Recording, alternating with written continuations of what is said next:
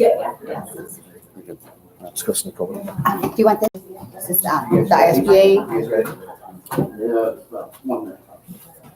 Where you go, let's get to the line. You guys ready to start? Yeah. Here? Mike, do I need him? No, you're good, you're good. You don't need to. You ready? Welcome to the July meeting of the school district, Milton, and we will call this meeting to order. And the first order of business is pledge allegiance. Let's stand and join. I pledge allegiance to the flag of the United States of America and to the republic for which it stands, one nation, under God, indivisible, with liberty and justice for all. Thank you very much for everybody being here. And we'll get right into it. Yes. This morning, motion for the approval of the agenda. I move that we approve the agenda. Second. Been moved and seconded. Any discussion? Call for the vote. All in favor, say aye. Aye. Opposed? So moved. Item number 4, the consent agenda. Minutes, bills, budget reports, and personnel report. Need a motion for the consent agenda.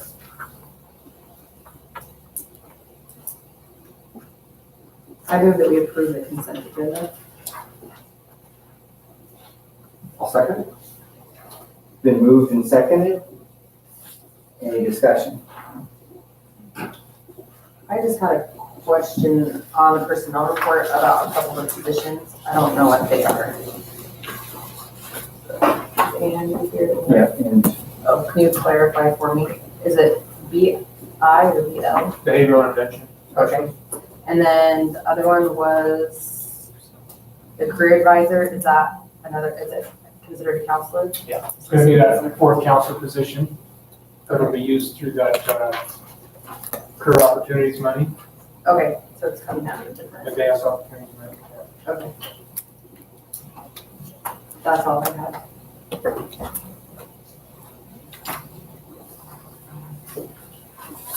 any other? Call for the question. All in favor of approval, say aye. Aye. Opposed? Nay. So moved. Vote 4-1. Item number 5, under reports. Mr. Kazakis will now address us on building security. Mr. Kazakis is the Director of Instructional Technology. Thanks. Chairman Leeple, are you okay if I sit right here? on the board? Okay. I'm just gonna go through some of the slides. I feel like I'm bearing that one. So, I want to kind of go through the security update. I know we met back in February, and we talked about it in February when you approved the budget for the roughly 890,000. And I want to give you an update as to where we are with the budget for that. And I did review that with Darren prior to Darren leaving. And then also go through where we're at as far as the installs go, and also kind of what it will look like, some kind of an idea. And then fourthly, we'll talk about maybe some additional proposal, because I am under budget, quite a bit under budget, because I went back to bid. And so there's something that can help enhance the security that, as we went through it, dove into it deeper, I was able to do some more research to determine to help with our potentially our visitor management system, and just making sure we're a little more secure. Obviously, we can be as secure as we can within the buildings with some of the hardware that's in place to help keep it locked up when needed, but also we need to make sure that it's really kind of going off what Vision Charter does as far as our visitor management system. So I'll kind of go in detail with that. So let's see. We kind of see this. So based back in February, right here, we had a total budget of 890,000 is what I proposed. now, based off where we're at, we're close to about 750,000 is where I'm at currently. And I'll kind of go through in detail on kind of where I got to that point. Right now, currently, they're out there installing as we speak externally. What I tried to do to help shape some of the budget to help with it was I looked at what I can do internally. That one, I want to make sure that we met and make sure it's the most secure. I do have a really good technician in Nick Davis, who knows security very, very well. He's been researching and been handling it for me for now almost 6 years. The person that won really the bid was TechHut. And TechHut does and this is all from based off what you do for pricing, for state pricing. So it didn't do anything that was outside of what we were supposed to do based off state requirements. But TechHut does our internet and our LAN. And so we really wanted to leverage that because it's not we're pointing fingers to the kind of issues that we may have. And so I really wanted to get it down to one person that really knew, well, not one person, but one company that really knew what they're doing. But they also have third-party vendors that they work with as well. But they're the team I would go to. They're also the ones that actually did our server transition, and they did it within 24 hours, which is very impressive what they've done. So kind of going through it, as you kind of remember, I'll start with the full intrusion security. As we go across, the estimated costs that come across, we're going to be at $313,000. This is where I am right now based off the buildings. I'm down to $241,000. I went out to bid, and I'm like, okay, I need to really push this down. Because one, what will happen was our security cameras, our surveillance cameras, as we went through there, we were starting to see some gaps of where holes are that those principals, and we review these with the principals quite often to make sure that we don't have any gaps. What happened is our cameras, our allotment of cameras went up. And so we went by almost over 60 cameras more than what we currently have, or we've had last year. And so I wanted to ensure, number one, surveillance cameras was the number one priority of what we had. So I wanted to ensure we had no gap coverage. For example, if we look at out here, as you'll know, as we drive to the academy or the backside of the middle school, there's no coverage of any kind of surveillance cameras in there. And we know that we have academy kids and middle school kids walking in this direction. So if an accident does happen or something happens, we want to ensure that we have some surveillance. And so we had, in order to do that, we had to do some special cabling to get to that point. So that cost kind of went up. But I knew that I could shave some things through the full intrusion security because I went really high on the giving you the budget part to make sure that I could try to shave down to meet within budget and get the best possible security we could get. So you'll notice that we were over by about 65,000, 63,000 more here, but we're dropped quite a bit on the intrusion security. The other part of it that I did on this was the fire. As we met, I think it was before the February board meeting, we talked about fire, smoke, interior doors. We were concerned about, okay, when the lockdown happens, are those doors going to close? Are we going to ensure that those kids are isolated in the areas in case something terrible does happen? At that point in time, they gave us, I didn't know if those current doors, based off the turnaround time, current doors were going to be able to do that. I found out more is we only needed a small mechanism in these doors to make it happen. And that price pretty much, it was built in to the intrusion security. You'll notice the fire, smoke, interior doors relay add-on is now at $0. And so I saved $140,000. So I really wanted to look at that and basically say, okay, I didn't know. Number one, I didn't want to come under budget, way under budget and ask for more. I want to get to the point where we really dial it down. And then the phone bell intercom system, district-wide, it was 42, what I had was 40,000. And I remember I was telling you that that's a really big question mark because in order to really do a full change of our intercom system, would cost, I estimated costing almost $1 million. And we knew we didn't have that. So we were looking to try to find an option that was the best for us. So we're working with the vendor and they, based off of technology these days, they can tie into our current system and tie into it with the phone system, and the phones would be also the intercom plus whatever's on the overhead. However, we do know that we've got speakers out there that aren't efficient enough, and so we knew that. So that's why I kind of tried to budget a little bit more on this, and so we went through it, and we've done we kind of did areas, and right now it's still a question mark because that full, trying to go through the phones are being installed next week. To go through that is very hard. So I made sure, number one, I'm under budget.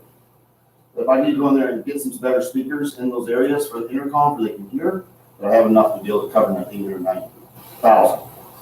And so that's right now, the only question mark I still have, because the installation is going to dictate what speakers are gonna work. Because when they start tying into the systems with the phones, and with tying into what happens is server based, so it's online based. It's once they tie into that with a certain technology, then they're starting to hit those speakers that are within them, and we're gonna be able to adjust accordingly. Is that throughout the schools? I'm kind of lost on that. It's hard to understand it, but it is throughout the schools, yes. Throughout the schools, okay. The intercom. And Even the I can't call it new high school anymore. Even the high school, there's areas that the teachers have put in tickets that said, we can't hear the announcements, and we have the volume all the way up. And so that was part of the full contract at that high school. That was part of the contract to put it in. It wasn't a set system that we asked to put in. It was just part of the whole building project. And so we've had to go in there and try to adjust those, and it don't work very well. So we know that we're gonna have to put better speakers in some areas. Plus the phones are not gonna act as speakers. So we tested the phones. We turn up the volume in some classrooms, have the audio visual, and so we turn up the volume through the phones in there, and it had pretty good volume. The other part of what we're doing is we're gonna put a strobe light up into it. It's gonna come up, it's gonna stick in the wall, so when an announcement does come through the phone, it'll turn a certain color, and the students will recognize that with the teacher. so how is it in that cafeteria area where the kids are having lunch? Is that gonna That'll be probably additional speakers. be additional speakers? If not, the goal behind that is that if in some areas that the phones do have an adequate amount of sound, we can shift some speakers around. So we're doing some shifting, but it's a huge number. The cost, just the cost of the high school to put that in, was just the high school itself was over $1 million, just to put the intercom system in. So now I'm asking to try to retrofit the entire district, and I know it's gonna cost $1 million more just for that. So that's one of the big ones, and I talked about the concern with that one, but I should have a really solid update in August as we put in the phones. So, How do those fire doors work? Are they like internet based, or are they like, or manually override? Like if the internet goes down, does that mean that none of our speaker systems will work, or none of, like, how does this intercom tie in? You said it can tie into our other system, and is that hardwired so that? so it is, Like it's through the how fire is it panel, it's through the fire panel. Okay. So basically, they're no different than if a fire pulls it, if they were to pull it, and also with that piece, we'll have a tie-in to the local system that they can hit, boom, a lockdown through their phone, on the internal WAN. So I'll explain this to you. Our WAN, our internal internet, we haven't gone down in 10 years that I've been here. The internet goes down quite often, but the WAN does not. And so the wireless is part of the WAN. The WAN is very solid because it's internal to our thing. In order for the WAN to go down, they have to really take a bulldozer to it. And that's really kind of what that is. It's really hard to have that go down. So I feel very comfortable with that piece, because right now we don't have nothing closing those doors. But I feel very solid with that piece. But as far as any kind of mechanism, there's really nothing unless you run and push something, just like they do with the pull the fire line. Okay. So there's really no other way, because it is all so electronic that it's very tough to do that. Okay. Piece. So that's kind of the update as far as what the budget, what we had, and where we're at now. This I'm going to explain later. It's called the Raptor system, our visitor emergency management, and I'll kind of explain that in more detail. There's a couple videos. It's like a 1.5 minute video. Any other questions on the budget? Maybe in more detail. So as you put these in, will you continue to see, like, is there an area we miss? Are you walking through that with the MSD We'll walk through it with the vendors and the police department? Well, so the police department, been talking to Yeah. TAC. So he's seen the cameras, so he likes the cameras and working with that. So my goal is to work with TAC once this starts going in, and the SROs. The problem with the SROs is they're contractual, what they are. So I got to ask TAC to go through that piece. But as far as you're talking the volume of what that is, it's hard. That's more of a principal, because the principals in those volumes of those schools. So the principals are the ones who really, and they come in July. So that'll help. So that'll help me adjust my needs. So is it just basically a monitor screen in the like secretary office that shows what's going on, or can it be pulled up off the phone? And we pay for all admin phones. So can you see, for you, like what's going on at the high school, then transfer over and see what's going on at the Mill Creek? Yeah, it's all based off anything, it's all tiered. So admin to now giving principals more permission to do what they need to do.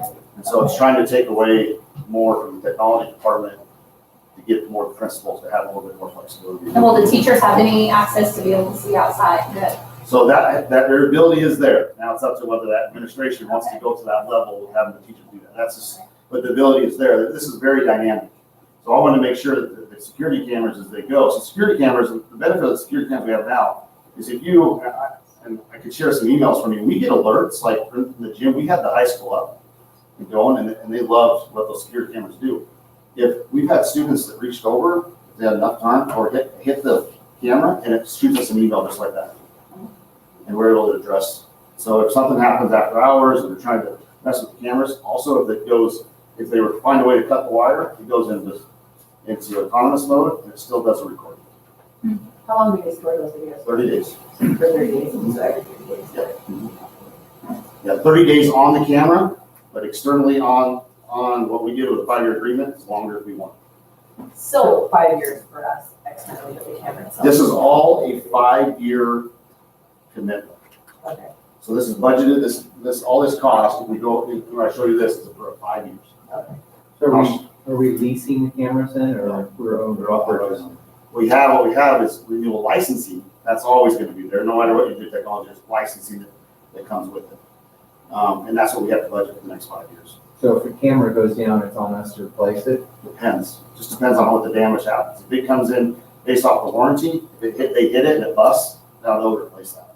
So They we're didn't gonna warrant, yeah, that part of it. have If it's extra faulty in cameras 5 years, on hand then Oh, to, so I'll explain that. That's part of the slides and what we kind of have on currently and what we have in. And just a question on the district office, is there any thought to put any kind of security? So all this will have security, But nothing at the front door? not at the front. But, I mean, that's what I'm saying is that wouldn't be it's not a hard issue. No, because we just got to pull it from right here to there. So the cost on that was very minimal versus trying to go from high school from one location all the way to the other. Very hard.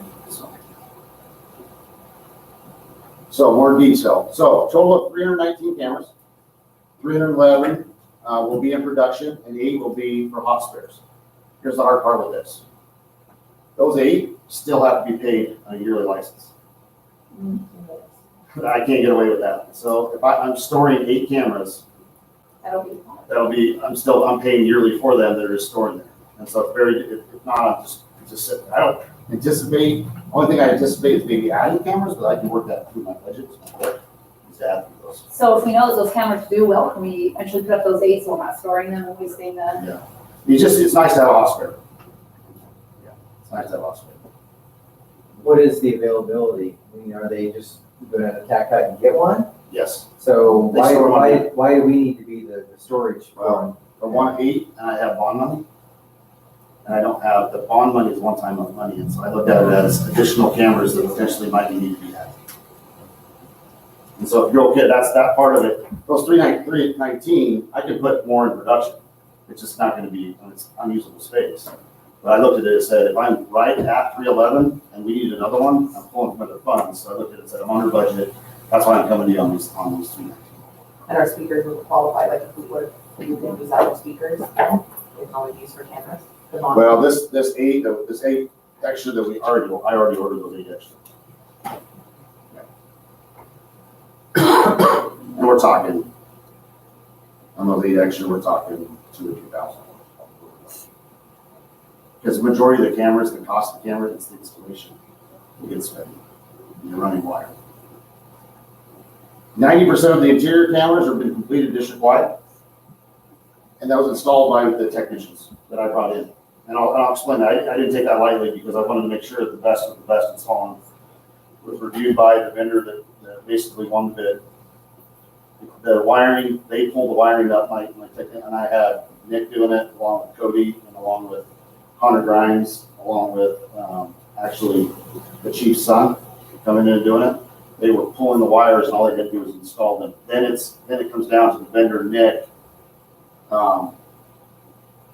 programming them to the location and things like that. And so reviewing that was very solid what they do. And Nick knows what he's doing. Nick can be hired by any security company just like that. So I believe you 100%. 25% of the exterior cameras completed, but will be completed by the end of July. So they've got to come up with heavy equipment to get up to these locations, and that's going to be definitely some major tools when it comes to that.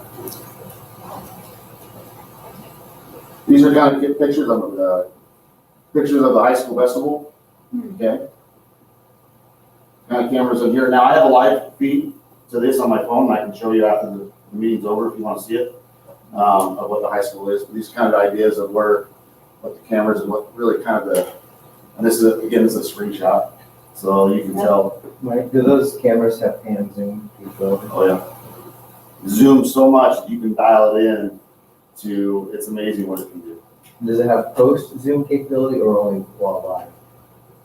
Not only if it's been recorded. Yeah. If it's in the recording, it can do the zooming within there. But once it's not recording that area, it's a hard one to explain. But it does, I mean, within the recording of 30 days. So that's to the tennis courts. And if I were to show you, compare and contrast what we have, I don't know why I can hardly tell you because some of them aren't even working. So this is some of the other areas. And here, that's the softball and baseball field. That's the track around the high school. And see where the special ed hall. This is when it's dark, night vision, which is pretty good. This is the business office.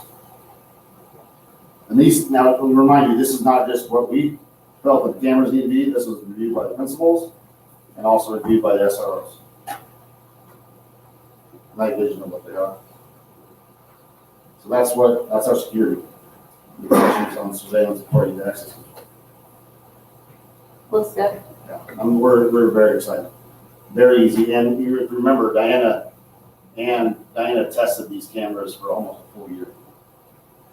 So when she looked for not the full campus, but in certain areas that we could install, and gave us new cameras to put in. And then Chief looked at the cameras and access control. I want to make sure we understand what access control is before I go into it, because I want to make sure everybody understands that access control, because I know that Kurt, you might didn't hear when I explained it. Access control basically is controlling the environment as to who enters the building, controlling how to get in, kind of minus the windows. That's what I'll explain later. That's a hard one. But as far as any doors, entry into the doors that come in, even entries into, go to the VOAG building, entries into the big, the garage doors, so forth. So what here is work has begun as of today, July 8th. A lot of it's because the cameras were number one as they go through. We went out to bid for more competitive pricing. I showed you that to save our overall security budget. Total number of security vestibules for visitor entry. So we have one at Purple Sage, Mill Creek, and Academy. And I kind of reviewed these in the maps. We went through them. I'm happy to do it again. Really, Purple Sage, and this is all again reviewed with the principals to know what they wanted as far as securing their building. And then obviously we looked at it I worked out with Andy is, what's the best piece to secure the buildings to ensure it's there. Two for Middleton High, Middleton Middle, and Heights. Heights, just because of the way Heights is and how they come in and out. And Brian was there at the time of going through that. So Brian kind of knew the high school and he knows the. So on the heights, it's the back entry and then the front entry. This is for visitor. So remember, this is visitor, not student entry or staff entry. Visitor. They have to actually pick up the phone, hit the button, talk to the secretaries in order to get access. Total number of student entry doors. So this is the monitor system, so transitions, right? So that's big. And transitions are all controlled by the software. So based off, let's say the period ends at 10:12, okay? And the next one starts at 10:15. Right at 10:12, boom, the system unlocks the door for the students for the transition that locks at 10:17. I visited very well with the principals on this one. This is going to be a major change. We're going to see some parents that probably are going to have a hard time with this, and students. Did we do a trial? Like, how long does it really take those kids to get through that transition period? Well, Andy can probably talk. Is it more than 2 minutes? They take a little bit longer to get through. It's gonna be a change. And so we're really gonna do some major training when it comes to August and they come back. I'm really gonna go over this really hard with the principals and the entire staff and what this is gonna do. Then I'm gonna ask the principals to go over it with their student body and let them do expectations. Now, this is all adjustable, so it can be a transition into it. Give it a little bit longer. Let's talk about middle school. And I told Andy and I, this might take me a little longer. Security's big. We've been talking about security for over a year, 2 years, and this is going to be a big change in our community with our parents and with our students. Let's talk about middle school, because it's the easiest one probably to represent. So the students, when they go from Annex A or Annex B into the main building, if they're within period change and that 1017 stops, those doors lock. Now, of course, a student can get the door. We know that, right? However, there's no student there. Talking to Mrs. Wold, there is well, it'll show you, it's the vestibule, it's the intercom system. The student will pick up the phone.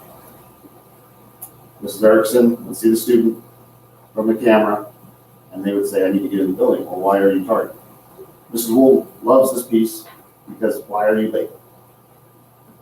And this is that's the part of it. So they won't be able to get in the building. Now, if they pop open the door, and the student is, that's where you have security cameras. What do we do? Yeah. So no alarm will go off if it's open that door. Now, we'll talk about not like a school alarm. Right. However, depending on how they want to program it, we have called door position sensors. They're wireless sensors that sit on top of the door. Okay, the wire comes down. If that's propped open, depending on how much allotment time they want to give, it'll then beep. And not that the door won't beep, it'll beep the front office. Alert will come up on the screen that says this door is going to come. And it'll come up on this for that. So that's something this technology is all there. How it's utilized, how we go through is something that we got to discuss. So have they talked to the secretaries? I mean, I'm thinking like beginning of the school day, right? We always have like kids and like parents. There's always parents calling in saying my kids are gonna be out. Those secretaries are on the phone, but then to also have to be picking up that phone constantly to let that. I mean, for the first probably 20 minutes of the school day, I mean that's a constant. So we talked to the secretaries at all, or the secretaries, majority of them know. I've told the principals this is going to be a major change. So what's kind of the feedback, or what are we getting back that? Well, for example, Mrs. Wool talking to Mrs. Erickson. She sees that security is so important to her building. She's going to move over to that closer proximity to handle some of those conversations. She sees that's a big thing.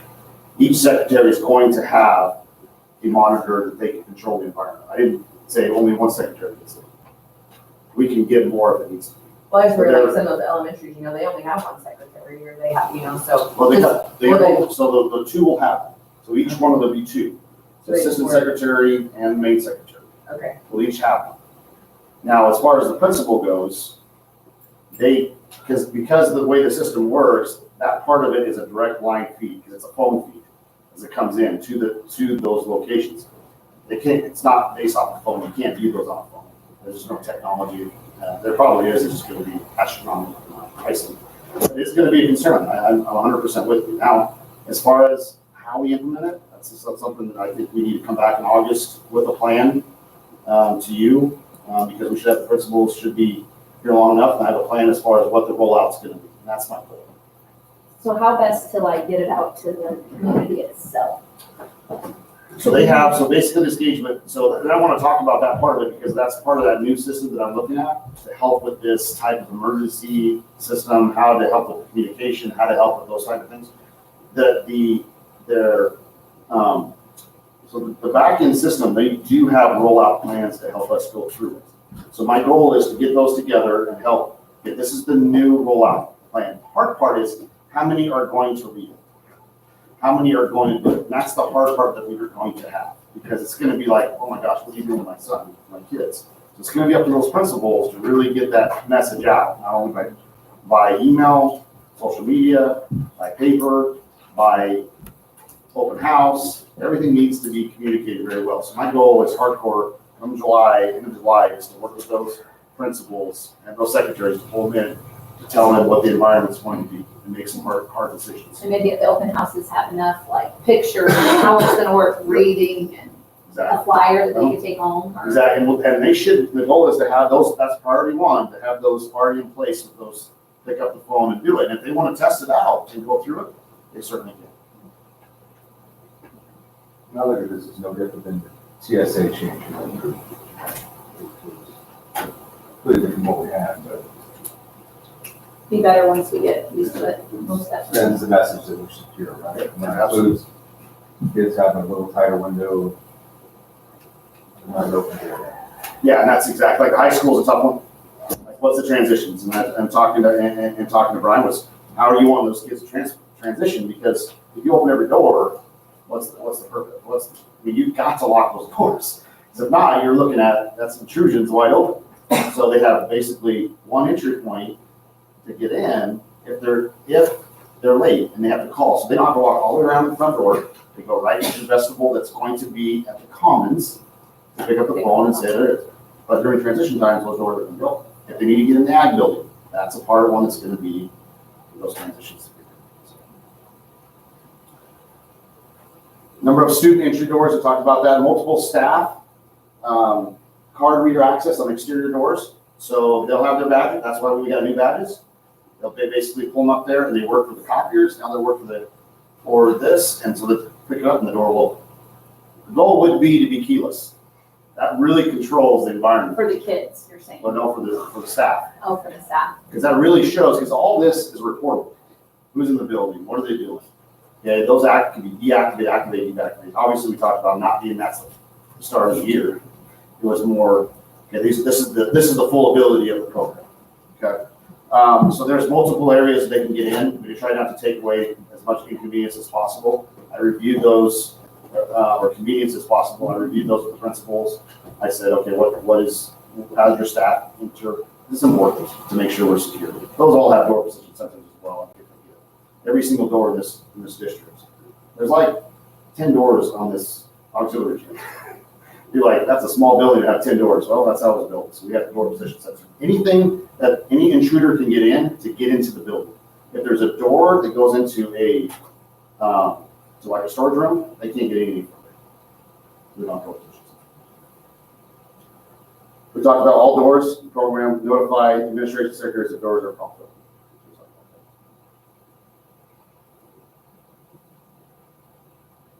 I'm going to go real quick and finish this, and then we'll go on to a couple of videos. The new phones, and I talked about the phone system, ultimate flexibility, intercom speaks, and we need to add or replace existing phones. I just wanted to clarify, if you have any more questions on that. I'm excited about the phone system. It is over 12 years old, very archaic, needs to be replaced. I will tell you that when it's the only machine that can program, because to get a support contract is over $20,000 a year. But I only use maybe 3 times a year. It only costs me maybe at the most $1,000. But they're charging me a lot more because it's bigger. The actual PC that was used to program it finally had its last day about 2 weeks ago. So we're good. It's fine. So going down, I just want to show you this on this real quick is kind of what it looks like. This is PSI Metro, and it has its 2015 show. Here at our 8-phone booth, showing up to So some of this is going to be an advertisement. It's really hard to show.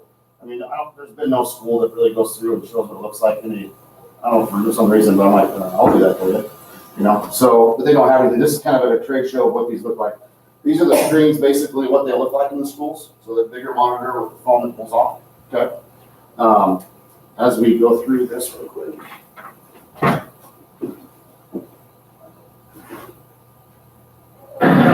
GP series can go up to 4 doors.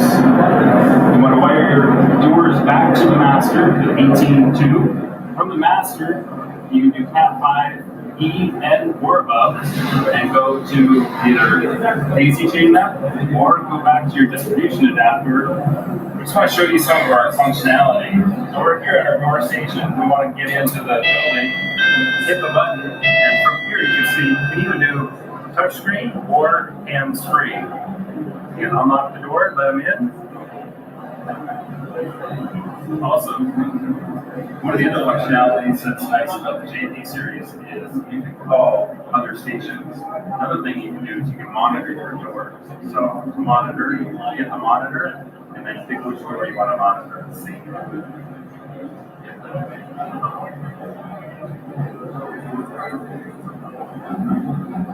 The other functionality you can do is you can call one of the other stations. Hit the room call button. Pick your station you want to call. And just talk back and forth freely. So basically what that is, what that shows and what we're showing is there is that, now obviously the visitors are not gonna have that full mobility of doing that, but that's what the secondaries can do.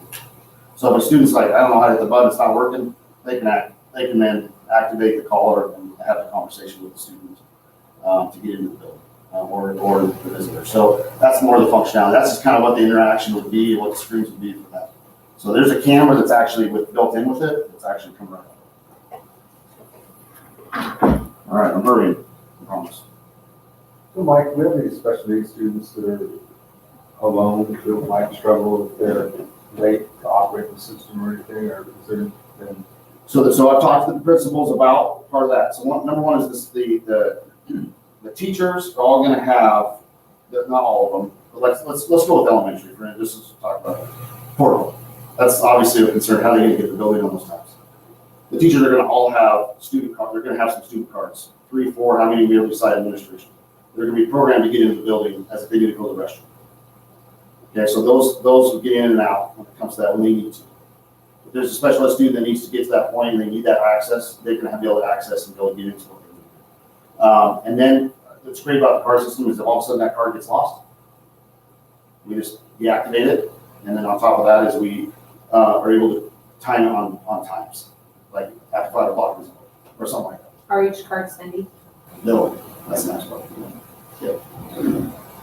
So this is, okay, so the last part I'm gonna go, because I would need approval to go this direction, and it was in the budget, I took the as long as it's not over budget, obviously we don't add it to the part to change it. This is the part of the piece that I think we're missing. And what I tried to do is I tried to get it to work completely within the system to the point where if they put a badge in, it automatically signs them in. Well, the back-end system that we're going with, and I don't care who it is you go with, they charge you an arm and a leg to tie into that system. I'm talking $20,000 a year. And I just don't, that part of it, I think we need to be our administration, our teachers need to know that they need to be a part of this to help with security. However, there's some things that we need to make sure that we're checking, and we're doing some of our checks and balances. And that's some of the things that we need to look up volunteers, look up who's coming into our building and so forth. This is what Vision does. This is what other schools are doing. And so the cost of this is not astronomical as far as what it is, and especially the yearly cost. It's just the first setup cost, and I'll show you. So the visitor management, so there's 3 options. Visitor management system, volunteer management, and emergency management system. And I'm going to kind of go through this real quick. So the visitor management system. These are units that sit in the front desk. They'll come through with their driver's license. This is the part, again, it comes back to community. This is a hard one. But this is something I believe we have all the bells and whistles, but we don't check to see what we have. There's a good example. At Mill Creek Elementary, there was a parent that came in, or so thought was a parent that came in. One of the counselors recognized that parent does not have a custody of it, but yet we went right through the door because it doesn't alert very well. This doesn't. It doesn't keep update the records as well. This doesn't.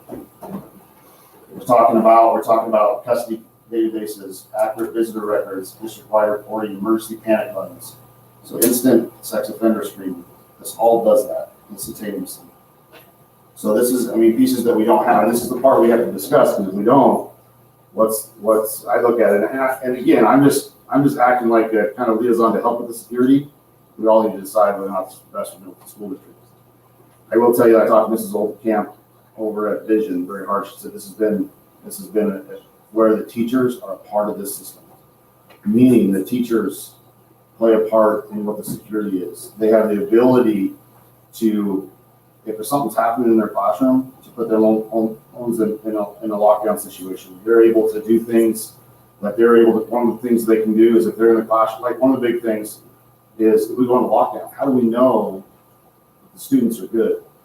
How do we know that that's happening? It's a fear that we have in our principals is how do we know that everybody's good in their classrooms? How does the law enforcement know who's the first responders? How do they know? This is the system that does it, emergency system.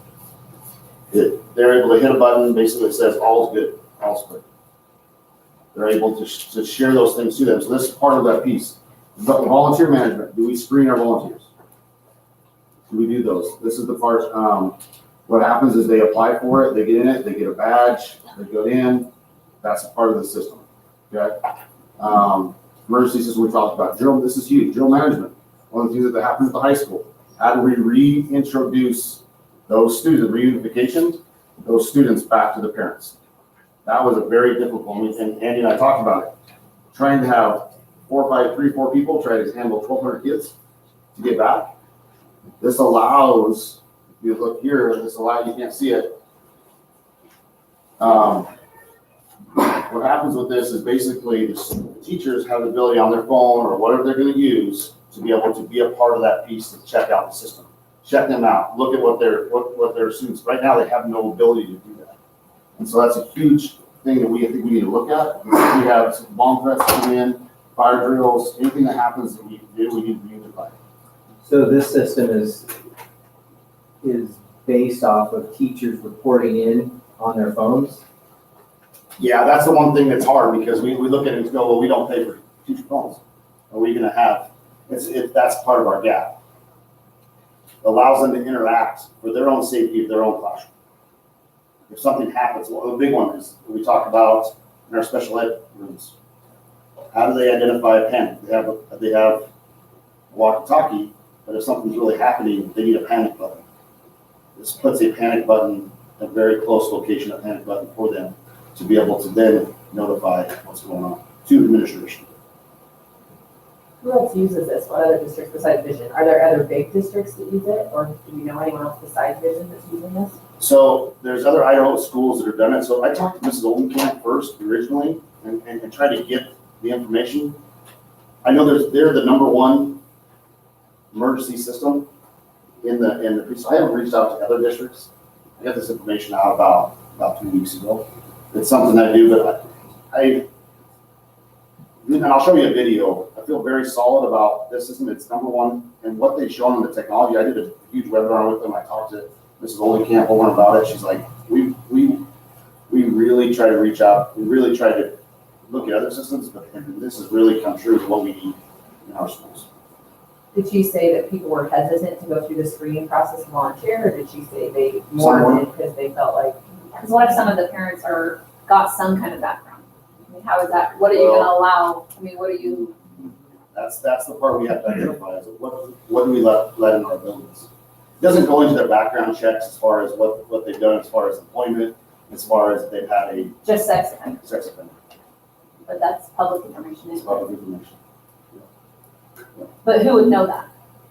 I mean, as far as if it came through, is it just the teacher Just or? the secretary, and the administration. They get an alert. Pops up on their phone that says we have a situation at the front desk. Please come. Okay, so what if they've been through the school 15 times and they've been a great help and now all of a sudden, That's the hard one. But they should, well, if they're a volunteer, they should have to go through some screening, and they may not. That's just something that's just something we have to, and that's the part of the thing is we're gonna go through a full system. And again, we may not be ready for this. A sex offender shouldn't be within school grounds anyway. I don't know No, I it have should no not. idea. It doesn't stop them from going up there unless it's really hard for our staff to identify the things. We don't track that. Nor do we track a lot of custody things. A big concern with our district is volunteers, but then also student teachers, or substitute teachers. Substitute teachers I know have been kind of left out of planning and stuff. Would this allow them to have access to buildings and stuff? If we did that, they'd be part of the hotel process. I know that's been a concern of several substitutes that I've talked to. You know, plan is to give them the badge. Okay. And every time they come in, even when they're named, update, that system updates. So let's just say if they want, there's no issues with that. Can we do a trial? Oh, sure. I'm sure they'll let us Or do a it's like a trial. school, I mean, I love teacher feedback, I love principal feedback, how it goes before we just dive into a system No, that we don't. I You don't, can roll it out in one school, Yeah. you're thinking? yeah, I'm up Just for try it. anything. I'm just telling you what the ultimate cost is. I'm up for anything. And we do, what we have right now is a $300 system. And it doesn't do anything but say, that person's checked in, but they do a fire drill, how are they able to determine where they're at? This gives them ultimate look into what's going on in the building. I just, part of the, when I analyze this and looked at other areas as well, is you can have all the hardware in place to stop them, but if you're allowing them into the building without any kind of record check, we've got. And that's what came up with Mill Creek. It spurred me when I talked to Mrs. Holman and I talked to, and that part of it was that. I did talk to Mrs. Holman about that. If we do a pilot at this, I would be really interested to see how many staff would be willing to use their personal involved versus, I mean, because that's kind of where the catch, that's kind of a big issue. Like, we can't require them to use their personal stuff, so they would have to do it by choice, or else the district's gonna have to be paying for everyone's cell phone. And I looked at just doing an iPod Touch or an iPad that is dedicated for that room, and just for each teacher to have that. A lot of teachers already have iPads. Elementary teachers do. Some of the middle school teachers have them, but to give them, it's dedicated just for emergency use. So it would be possible from an iPad, it doesn't have to be from a phone. Is that Wi-Fi enabled or is it enabled Wi-Fi. Wi-Fi? So what is the cost on something? That cost minimal to what this is. I mean, Oh, I was saying this, what's your, so it's a 5-year is what we have. 63 for. It's a 5-year license. So you break it down, it's like, I think it's close to 10, I think, for 1 year. So the only equipment we would need then would be is additional iPads if we go that route. So it's just the cost of license. What was the cost of the license each year for a regular teacher? We have that. Should I get that right now? Should get that for it. Real quick, do you want to watch the video while she gets those numbers? Yeah. Okay.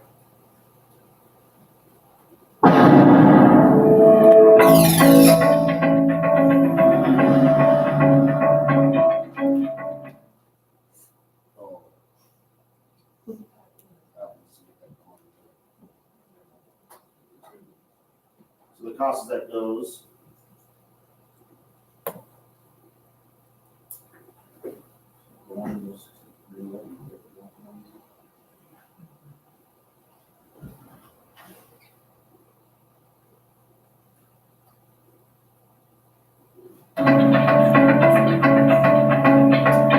Here's how Raptor Technologies, the nation's leading visitor management system, works.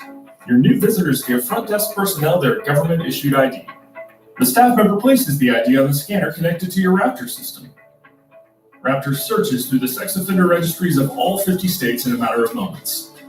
It also checks your database for any custodial issues or known gang members. If a match or potential match is found, Raptor alerts you immediately. Raptor can also notify security personnel or local law enforcement via text message and email. If the visitor is cleared, Raptor prints a name tag with all of the necessary information. The visitor's name, destination, picture, time, and date. That's how it works.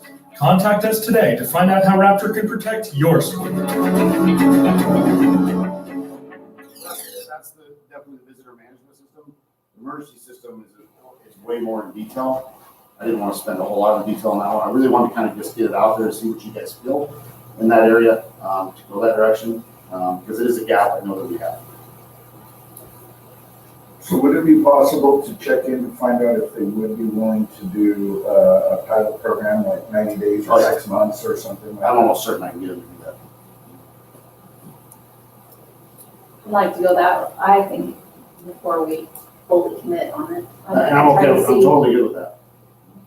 That way too, if we get in and we need a bunch of speakers to kind of have ideas on how that comes to before we start. And now I'll have an update for you in August. Would there be a building that makes more sense to trial it at? I know this homeless is home was probably piloted.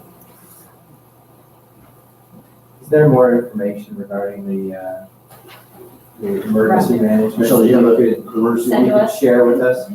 Not necessarily now. What I'll do is I'll send an email to Andy, and then Andy can send it to you guys. Okay. And with that, you click on that information. Did you find that cost for each year for that? You find the Did you one- find it? I'll have it for you at the, The 1 year cost? yes.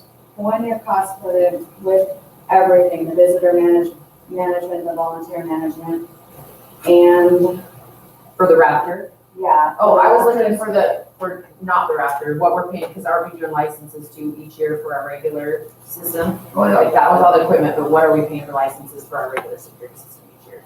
Well, that's already been, on a 5-year, I talked to Darren about that one. So that cost, I give you that different cost now, and that's been built into the budget that we have. It's gonna be replacing the cameras, that's the issue. So if we go into 5 years and we have to replace cameras, that's where our big cost is, and that's where we have to look at potential leasing. But on a yearly cost, So we've already budgeted for 5 years, so the licensing's been covered for 5 5 years. years. But it's just the cameras. The cameras are the big cost.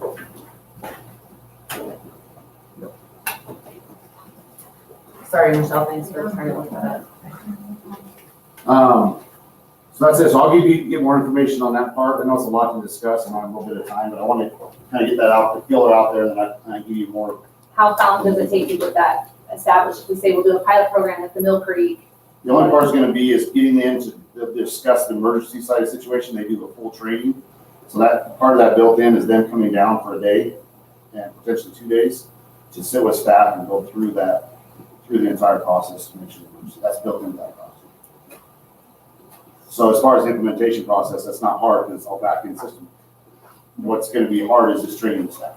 right? So we'd have to agree now to do the pilot system because teachers are already going to be in by the time we meet that second Monday of August. They'd be closer if they come back in the 10th. Well, I think if we were just to pilot it, I don't see why we couldn't start it like even in October, September.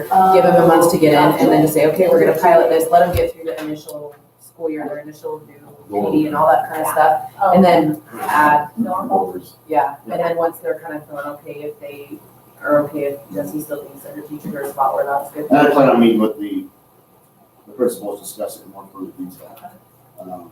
I would feel better about pushing it out here just to give them some time, because I think there's gonna be a lot with new curriculum and everything else maybe that's coming, just since we're not. If you could Just a update trial. us, sorry. Go ahead. If you could update us on emergency management and then also as you pursue this, update the board as, per information that you find that pilot programs. Absolutely. Okay. Thanks. You got it. Anything else? Any other questions? Okay. Moving right along, our next report is by Misty Swanson, Superintendent Search, and Misty is the ISBA Chief Deputy. Thank you, Misty. Not yet. Thank you, Mr. Chairman and members of the board. If you can't hear me, just wave me down, I'll talk louder.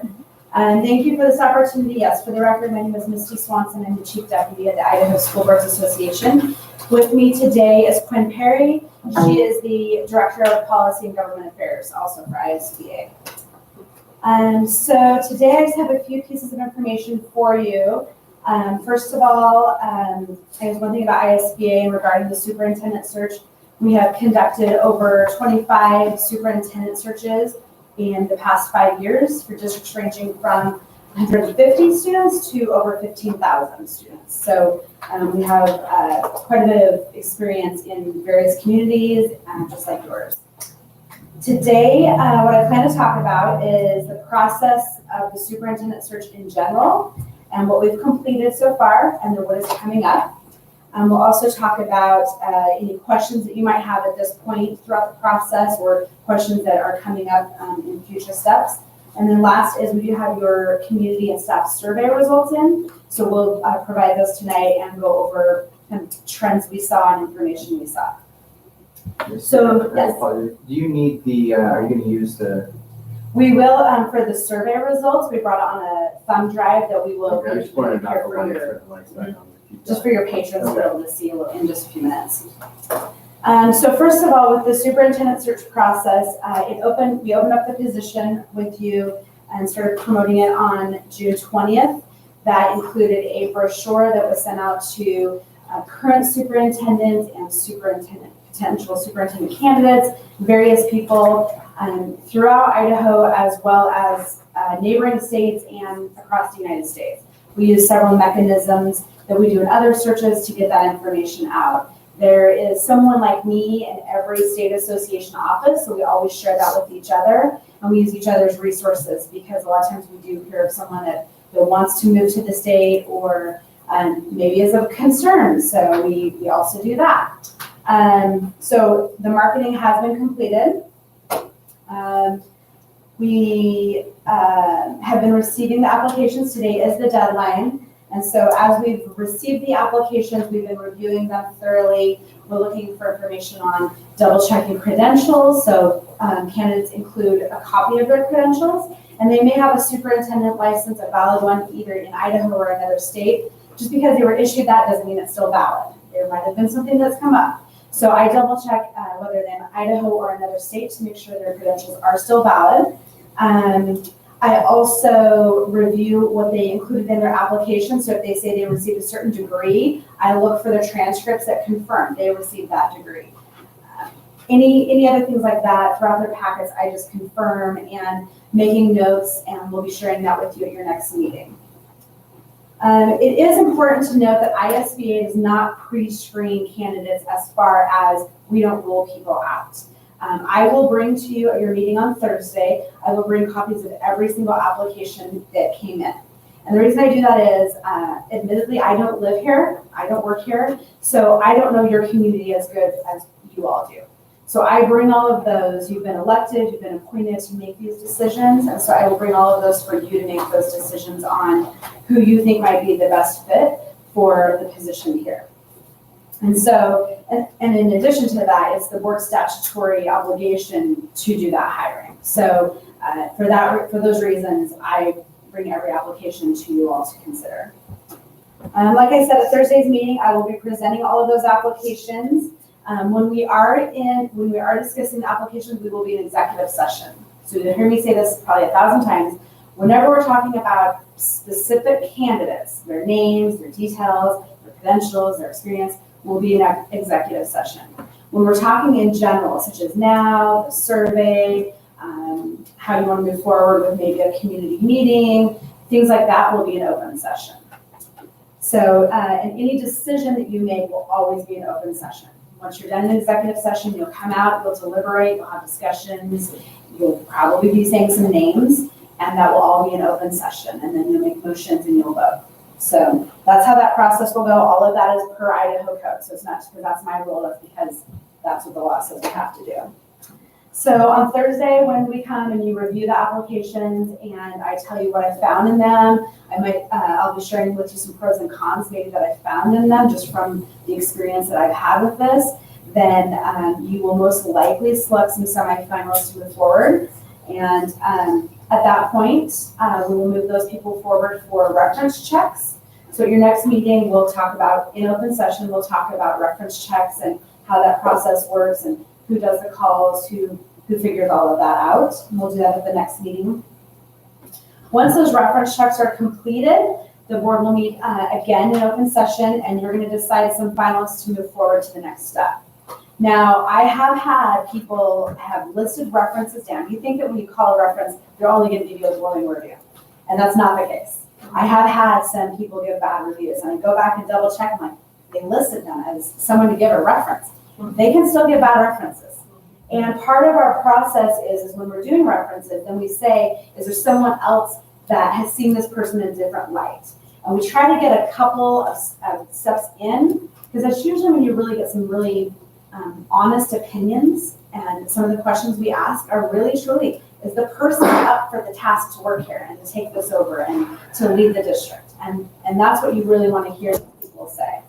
So So once that reference check, once you guys get done hearing the reference check results, you'll come out into open session and you'll talk about it. You may decide to move how many ever people as semifinalists on as finalists, or you may decide, nope, we heard some stuff we didn't really like and let's narrow this down even more. So you'll make that decision in open session. And then at that point, we'll also move forward as far as who you would like to see move forward for interviews.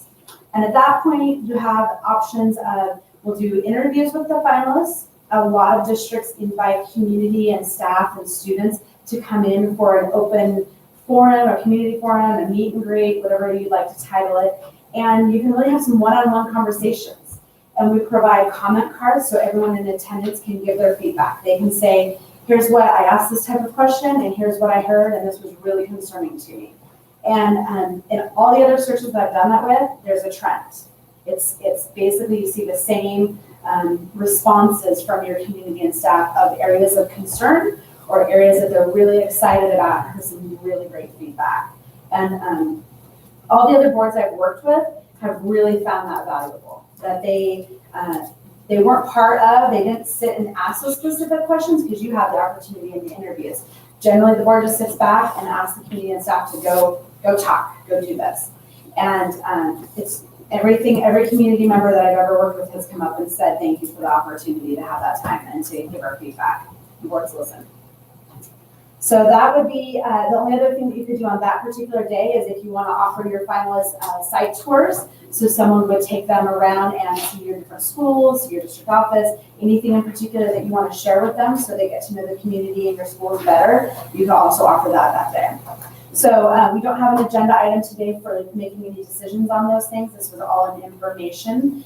So just be thinking of those things and your next meeting, that we can make some decisions about what you'd like to do and how you'd like to move forward with that. At this point, any questions? Thank you. I felt like I got it easy. So the next step, and if you do have questions that come up, just let me know. The next step is to review the survey results. Quinn is going to present those to you. And the reason that we like to do this at this point is to get your minds working so that you can see what your community and staff and others have provided as feedback. This is what they're saying they want to see in the next person. This is areas of concern, areas that they can see improvement or that they really liked before. So, Mister, you're going to hand out hard copies to those. Yeah, and then as soon as you open it, we go to question 4. Quinn, did we get a good amount from You did. I'm going to go through all of. Yep, thank you.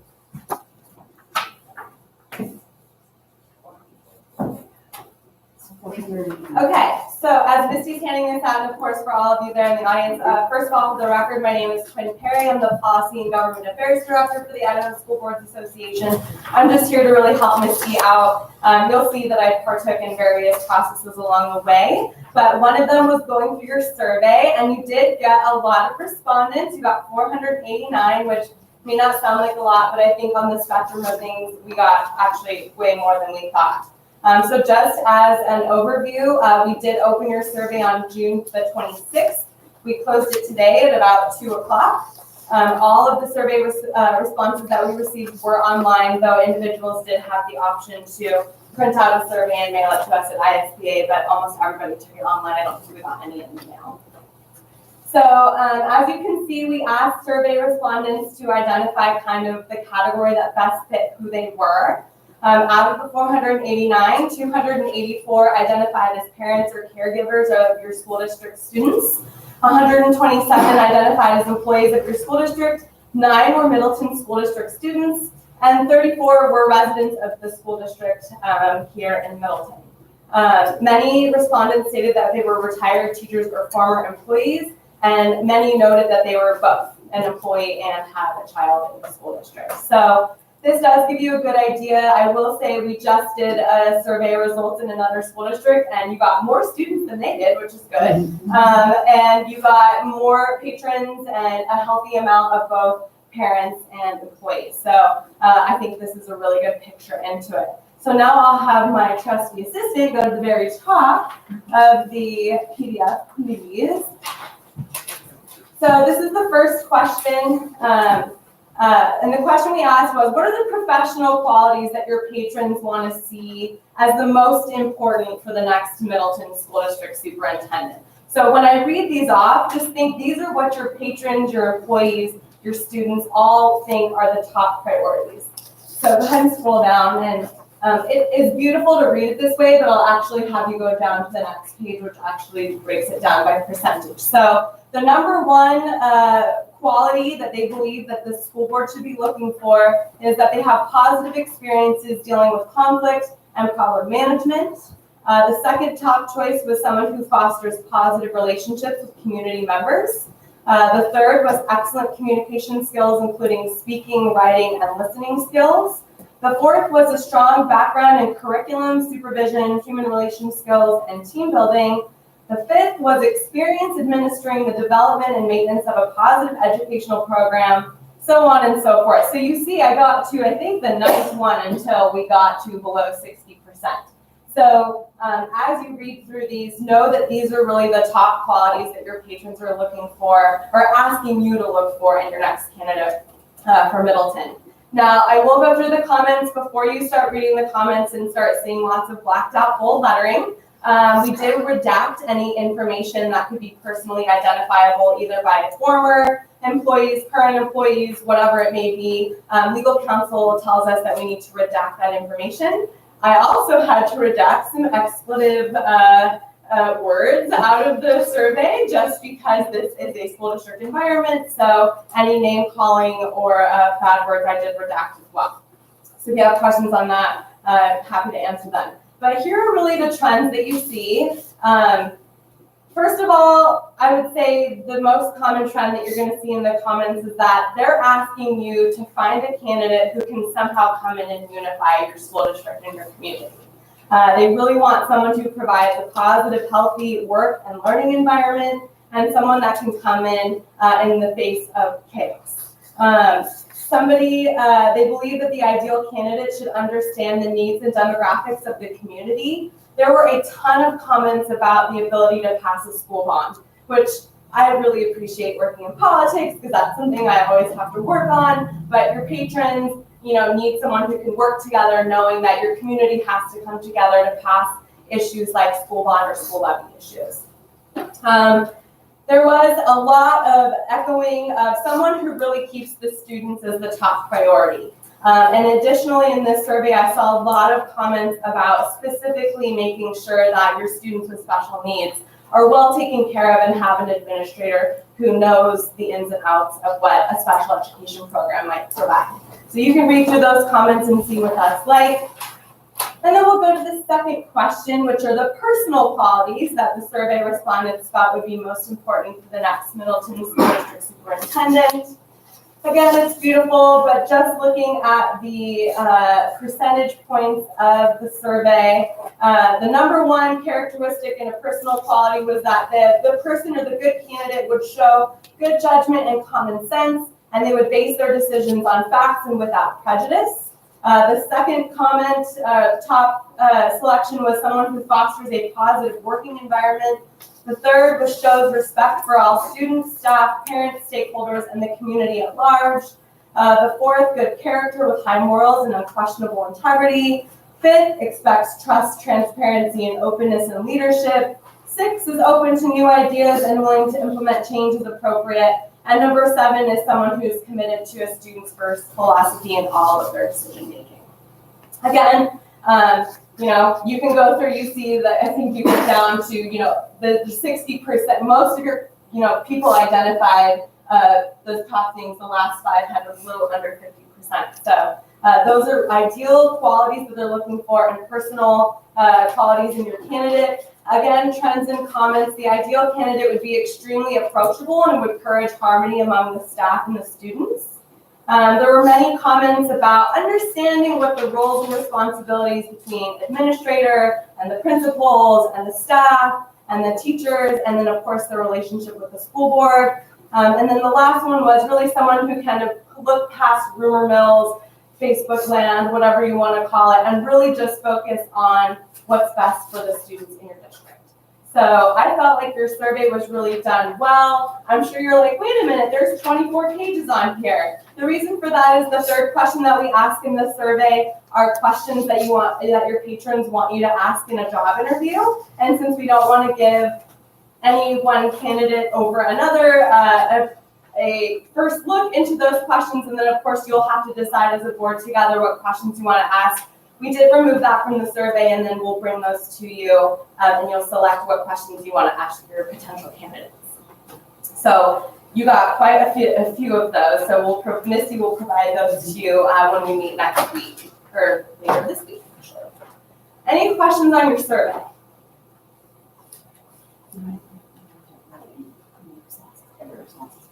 Right, so Misty just wants me to remind you that we don't remove any responses, and again, anything I moved, I just redacted 1 or 2 words that would have been personally identifiable, but everything you'll get in your packet with the survey will have every single, other than like personal names or identifiers, you'll get every question that they want you to ask and all of that. So we remove nothing, it comes to you as we receive it. And will this be available to the district right now after this meeting? Mr. Chairman, Trustee Blackwell, yes. So it is a public document, so someone would just need to request it through the district. Oh, so it can't be posted like through our district? You can post it, yes. Yes. It is, since it's provided to you in open session, it is something that anyone can say, yes. Another question? Thank you. That's a lot of work. Yeah. Look forward to seeing you on Thursday. Yes.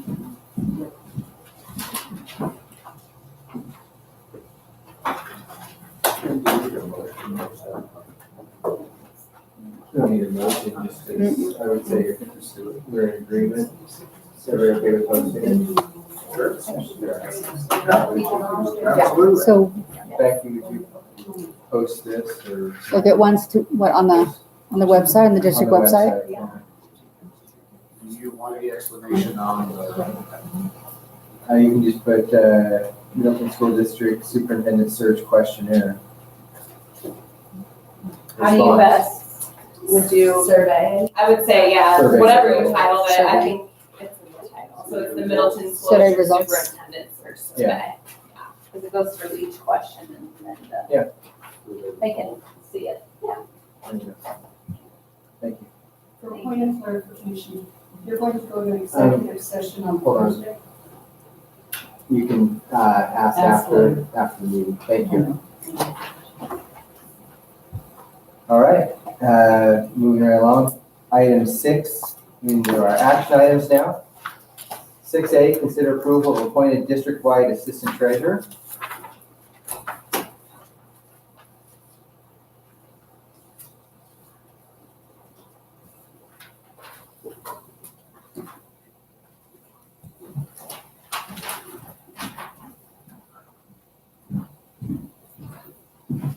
I would entertain a motion. I make a motion to approve item 6A. I'll second that. It's been moved and seconded. Consider approval of appointed 12 district-wide assistant treasurers. Any discussion? Call for the vote. All in favor say aye. Aye. Opposed? So moved. Item 6B, consider approval of legal publications and posting sites. I move that we approve item 6B. I'll second it. It's been moved and seconded. Any discussion? Call for the vote. All in favor to consider approval of legal publications and posting sites, say aye. Aye. Opposed? So moved. Item 6C. Consider approval of directories for the district. Or depositories, sorry, I misread that. Consider approval of depositories for the district. I'll make a motion to approve 6C. I'll second it. It's been moved and seconded. Any discussion? Just a random question or ask, do we look into other or do we just, is it been a great place because it's here locally or how does that? I don't That's a even good know. question for Darren. Yeah. In the but he- past, it's been Sunwest. Sunwest. Oh, I think it's great. I just wondered if that's just Because it's been. He just said it's gonna stay the same. Stay the same. I Okay. know, maybe that's something when we get a new business manager, we can And ask. from what we've done in the past, they've worked really well with us, Okay. for signature cards and making sure that all works really well. Okay. Any more discussion? Call for the vote. All in favor of item 6C, consider approval of depositories for the district. In favor, say aye. Aye. Opposed? So moved. Item 6D, consider approval of various facsimile signatures. I move that we approve item 6D. I'll second it. It's been moved and seconded. Any discussion? Just for clarification, how many people have to sign each? Is there just 2? Or do all 4 have to sign? To my knowledge, it's just 2. Yeah. Okay, thank you. Any more discussion? All in favor of item 6D, consider approval of various facsimile signatures, say aye. Aye. Opposed? So moved. Item 6E, consider approval of schedule for school tours and board presentations. This is for the board for next year. I make a motion to approve 6E. Second. It's been moved and seconded. Any discussion? Part of me wonders if we should hold off on this just till we get a new superintendent to see what maybe their feeling is, but I guess it's more for us than for them. Is the idea to move it on a Friday before, just so it's more fresh in our mind and not a week after? Or what's the reasoning behind moving it sooner rather than later? Chair recognizes name. Yeah, Mr. Chairman, I spoke with the principals, and one of the things they'd like to do is get those questions answered before the Monday night, so they know kind of how to prepare for the meeting on Monday, as well as kind of have a candid conversation with you over lunch prior to the board meeting, kind of relaxes the nerves a little bit. And then Monday night is more just a show of what's going on in the school. You guys can ask the questions that you really want to know before the board meeting. So do they anticipate having their presentation ready for us to kind of run through ahead of time? Is that kind of what the idea is, that they can kind of pre-expose us to it, or is there? I think you'll get the same rundown that you do every year or in every meeting, but I guess they can also follow up with questions that you might have during that meeting. The biggest concerns that they have, not really concerns, but anxiety that they have is what question am I going to get hit with? Am I going to be prepared for that when I present to the board? This allows them to better prepare for that meeting and also allow you to ask those questions prior to the meeting. They've been great. I like the luncheons. It's a great It experience. is a good experience. Do you know anything about this? Do you want us to fill you in? So every year we have a tour of the school. We meet with the principal. They give us a little in-depth information into their school, what issues they're facing, how their problems that they're facing, and what they're doing to solve, correct. And then it gives us a chance to ask questions directly of them, offer up help that the board, has the ability to offer up, and gives us a one-on-one with them, so there's, a direct flow of communication. So it actually works It's fun to really build well. that relationship with the principals. Agree 100%. I like this too, having it ahead of time, just so that we can put it into our calendars ahead of time and know, so when you're scheduling appointments for work or whatever, you kind of have an idea, I've got a board tour that day. Sure. So any more discussion? Call for the question. Consider approval of schedule for school tours and board presentation. All in favor, say aye. Aye. Opposed? So moved.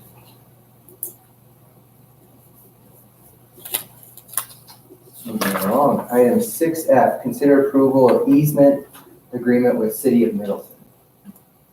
I move that we approve item 6F. I'll second it. It's been moved and seconded. We'll now have discussion.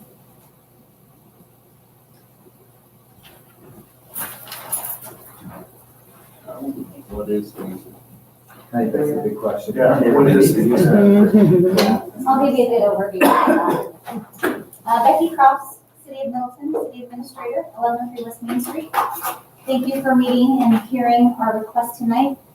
So the request before you is to approve right-of-way and easement for the South Cemetery Road expansion that's going to happen probably later this year. This is a federally funded project that connects South Cemetery Road and will eventually connect with Sawtooth Lake Boulevard. So I'm going to just step over here if that's okay. So South Cemetery Road, here's your, right here. Okay, let me get my bearings on right here. This is South Cemetery Road over here. So if you follow this road out, it will take you out through the lakes, which eventually exit out at Middleton Road. So as you're coming into town, if you turn west, the Lakes subdivision is right there. Right now, it dead ends right here because of the Mill Slough, that there's a body of water that goes through here. Up here at this connection, do you have any more of this traffic on this side over here? Yeah, so to the right or so this way. Yeah. Okay, right here. So here's Cemetery Road. Here's Viking Storage. Right here, City Hall, your middle school. So we're going west. Skate Park is right here. Do you have your bearings on where we're at? Okay, Cemetery Road, North Cemetery Road right now goes up this way and leads you to Heights Elementary. Right now, there's nothing here. There's a culvert or a ditch that runs through here. So there's a waterway. South Highland Drive is right here. So this road, South Cemetery Road, I don't know if everybody over here can see that. I'll step back this way. South Cemetery Road is planned to connect through here to this line, phase 1, through a federally funded project, about $2.7 million to construct that. This project has been ongoing since 2011. What took it so long? Well, as you see this little red line around here, this is where they study the environmental. So EPA, DEQ gets involved and they look at everything inside this boundary and they say, is there anything we need to be aware of environmentally that would prevent us from doing this project because it's federally funded? So the environmental took years, to be honest with you. They cleared it. Design, Hard Rocks Engineering is doing the design for the city. The design will be completed in this month. It will be completed. It's gone through all of the federal guidelines for looking at it. So we're planning on constructing this segment right here to phase 1, which ends right here. Okay. So it ends right here, beginning probably our fiscal 1920, which starts October 1. Okay, so this road will connect through here. The request specifically before you is located inside this area. This area right here is property owned by the Middleton School District. In order for this road to come through here and connect down here to Sawtooth Lake Boulevard, the city is requesting right-of-way, which is basically where the road is, and easement, which is kind of out here in this little kind of this wooded area here. I have a better display for you here to look at. So you'll see that same triangle area. Roadway is in yellow, right-of-way is in yellow. This is your property here. And easement in this area through here. Now, a couple of things about this road that are really beneficial to students and the school. Once this road is connected through here, there's sidewalks on both sides. 10-foot sidewalks on both sides of that. This, you can't see it really well, but right in here is a connection that connects the back of this walkway, this road, to your property here. So students now can walk from the lakes all the way to the middle school and not have to walk along a busy roadway, Highway 44. It's a lot better access than also it's my understanding that these students are also, are bused currently to Heights Elementary School. At least it was years ago when I was on school board. I don't know if it's changed. So it allows them a nice walking path, if you will, to connect them safely to schools. So you'll have access from Sawtooth Lake down here, all the way to your middle school, and all the way to Heights Elementary School. Again, with a really nice sidewalk on both sides. And that was one of the things that also delayed the project. We only had sidewalk on one side, and federal guidelines said you got to put it on both sides. So we had to go back in and do some redesign to get sidewalks on both sides. So the request before you again is the city's been working with all landowners through this area right here. So all landowners are affected by this. If you were to drive this property, mostly what you're looking at as far as these landowners is going to be, most property owners own to the center line of a ditch or a body of water. Most of the right-of-way here and even through your section is in unused field.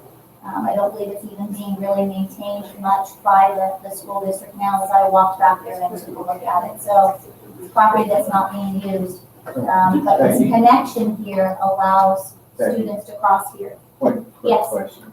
You're talking about just adding a walkway into the back of our property, not a road. Correct. Walkway only, it's a sidewalk. There won't be any access to our fields?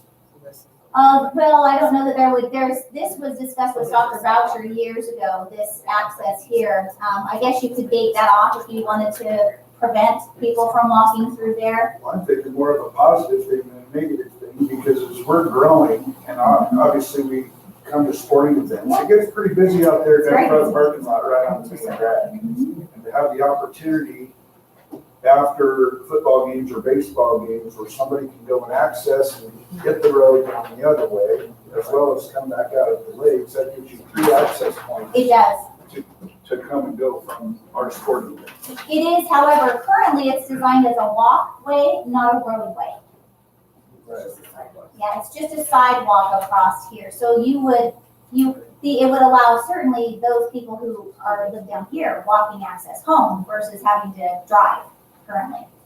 I mean, that is a real reality of it. Would it be that much to put something like that in there to have that access? We could certainly talk about it. It could possibly delay the project if we added a roadway. The reason why is because of there's a waterway that runs right through here. It's just a little ditch that actually feeds irrigation to this property. Right. But when you're designing over a waterway like that, for example, this crossing here is about a $500,000 crossing. This crossing down here is about a $500,000 crossing. So it's very expensive when you start crossing. You have to design a box culvert. You have to design traffic. You have to put intersection control here. So it's a little bit more intensive than you might think than just a pathway connection. Yeah, but you're still gonna have to do it anyway. I mean, as far as pathway connection, you still gotta go over the irrigation ditch and everything else, or Yes, culvert. foot traffic versus car is Right. very different. Right. Because you've got to create at least a 36-foot wide roadway to get across there versus a 10-foot. So it's very different as far as in terms of cost. Do they have plans on when they're gonna do a second phase? So the state and local agreement for this will dictate when this piece has to come in. And they're tied together very tightly. So we're anticipating when this gets designed and constructed, that we have this piece ready right on the heels to make sure that we don't have a road to nowhere. That was part of the agreement in making sure that this doesn't end here for 10 years. So it should be within, there is a certain time limit that's allowed for that to happen. I believe the city's planning on at least within 1 is the goal, to make that just a through connection. It'll also help offload some of the traffic coming down Highway 44 right now it's really congested here during peak hours, especially when kids are coming to and from school. So if they don't want to get stuck here in this area, they can drive through this area. It's considered a local road. It is not a collector road. It is not a fast moving road. It's a local road, very much, if you were to drive through the subdivision today, speed limit's 35. So it's not designed for heavy trucks, and it's not a mini bypass, it's none of those things. It's just a road that helps move some of this traffic this way that really don't have to come all the way down here, turn on Ridley's just to get down into Nampa. So that's the request that's before you today, is that those two agreements that you have, one is for right of way, which is in the yellow, I believe, and one is for easement, which is in the pink. How does this change my security? I was just thinking of that, you'll have an access It'll there. definitely change it. Because that was never an access. No. It'll definitely change some of the costs. Because currently, and it's interesting that we bring this up because I just asked the vice principal and the principal whether or not they want security back on the side of the football field. And they said right now it's not legal. That would change that whole entire, So how do you even get it out there? we'd have to do an aerial up there, a line From of the sight, stadium? a line of sight from the main school over here. all Could the you way. connect it to the press box up there? Yeah, we'd have to do something special up here. It's a press box, we really don't maintain much. So we'd Yeah. have to do some serious looking up there to be able to see that access all the way through here. And one thing I didn't bring up was the fencing part of things, and if you look at the fencing piece, it's. So yeah, where could sketchy. you reconstruct that? I mean, that's, if you open that fence up, where do It's we? just gonna be a lot more access, because as of right now, obviously no kids go over the top of that. Right. Now there's gonna be more access. The kids actually have an access point back here now, where they cross, there's a crossing that they Oh, use okay. today. So there is an access there today. It's just a footpath, maybe even a board. You've probably seen it back there, but it does You mean exist. along where the road's going to be, or where? Just right across the ditch there. Oh. It's like a board, it's not like a real. Oh, they do? And jump the fence or walk around? In the ditch all the time. Yeah. Yeah, if there's a way, they'll find it. Go find it. Yeah. So completion is what time frame? We're hoping to bid this year and complete this first phase in 2020, by spring of 2020. And then by Spring 2021, we'd like to have the next phase complete. So really, that puts a time frame for our security for next year. So we've got a year to decide what Those security. funds, yeah, available.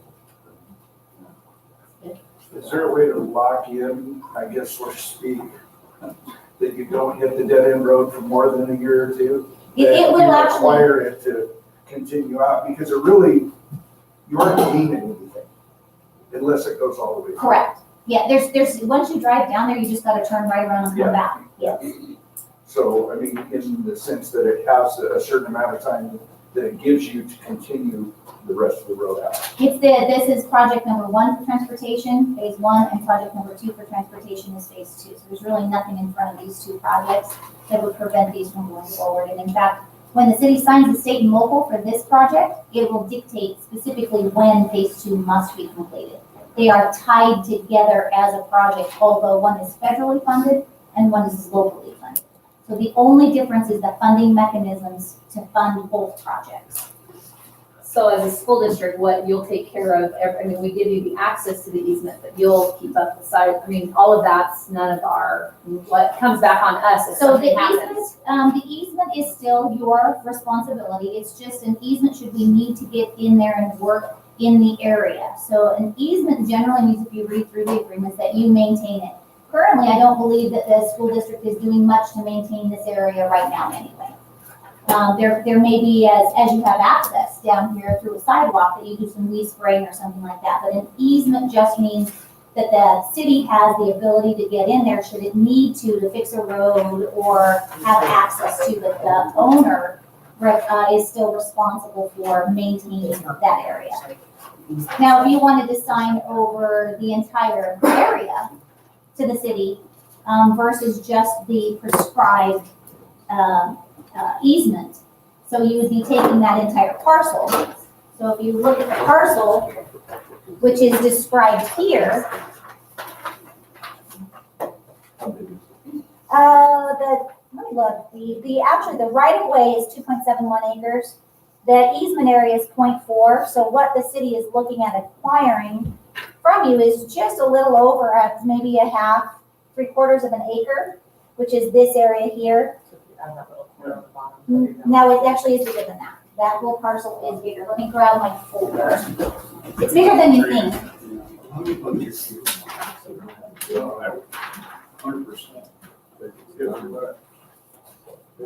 Because there really isn't a whole lot of value to that unless you're planning on using it for something. So if you look at this document here, which shows all of the descriptions. The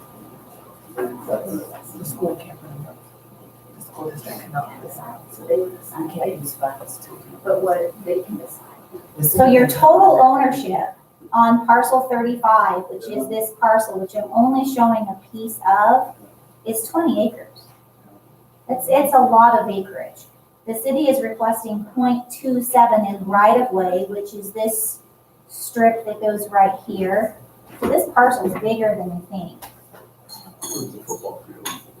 Okay, so this parcel in yellow, parcel 35, is Middleton School District. Well, no, you could. It's big, Like, I don't think. Right. but we're only looking at this section right in See, here. it's already broke out. It's part, So that would just be a decision you'd have to make.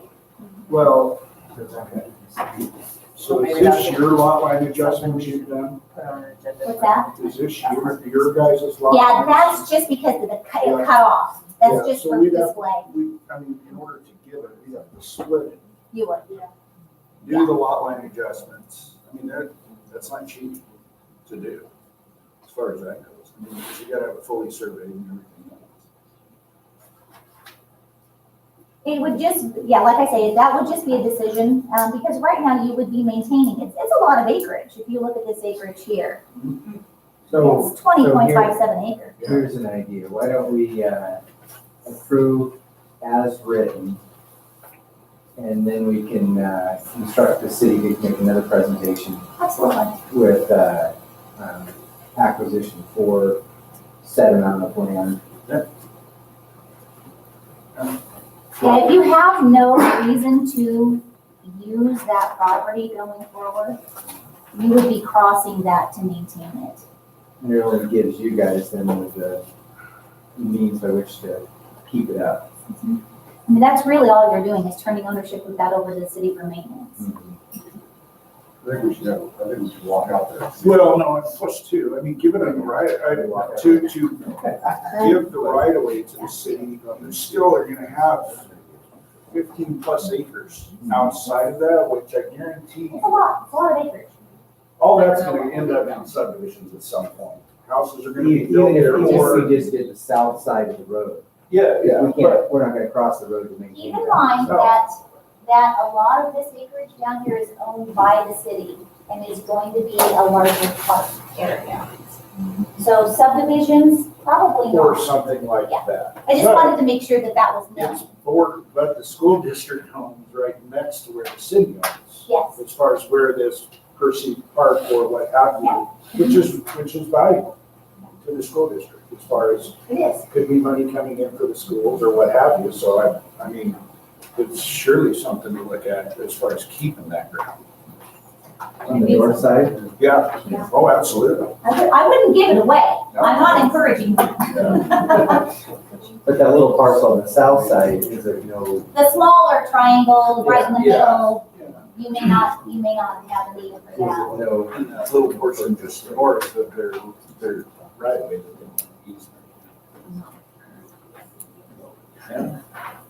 so. Any more discussion? So, do we need to approve anything right now? Are we holding Yes. things that we don't? It would be really, the city has until October really to finalize all the right-of-way acquisition. We'd like to get this one done. We have a couple other parcels that we're working on. Does it have to be done tonight? No. The answer is just really true. No. Would we like it to be done? Yes.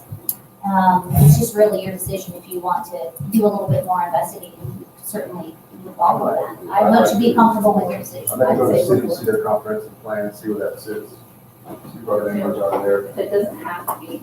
I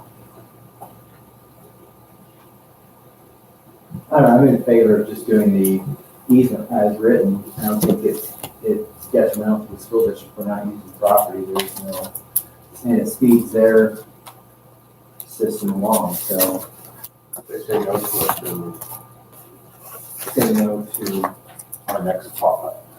well, why, Next choice, if you what- wanna. is further review gonna change the design or status of the easement situation? If they have an easement, then they don't have to have ownership. So we're stuck with all the maintenance of the weeds. They don't have to assume that maintenance. So if we deed the easement over today, and then we look at it and say, hey, we don't have that maintenance for the weeds and all that, the city can go, well, no, we only want the easement, we don't want the owning. So I think we should wait in the negotiation to see exactly what we want, who our neighbors are there, what the comprehensive plan is with the park. Is there land we could trade for that with the city someplace else? Just a bigger view of everything, and I don't think we should put anything on, we should agree to anything until we've looked at the whole project. I agree.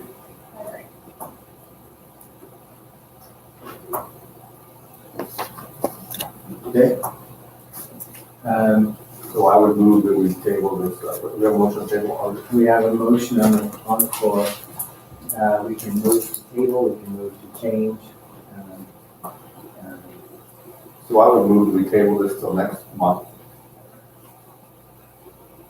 with the idea of further research.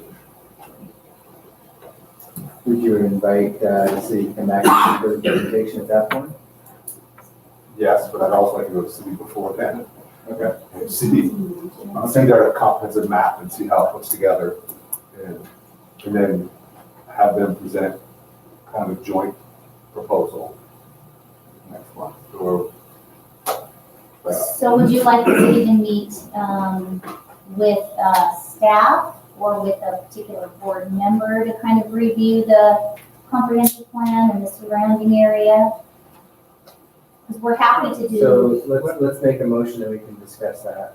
Well, my question is this, is there a place to say, are you guys interested in picking that property up? Not just the easement. Right now, the city's interested in the easement in the right of way. If we want to have further discussion about the surrounding land, the 20 acres, the larger 20 acres, that's just a different conversation. To see how it fits in, there and what it butts up to. Sure. So let's have a motion. So I think You the motion was started made. it, you started it, so finish out your motion.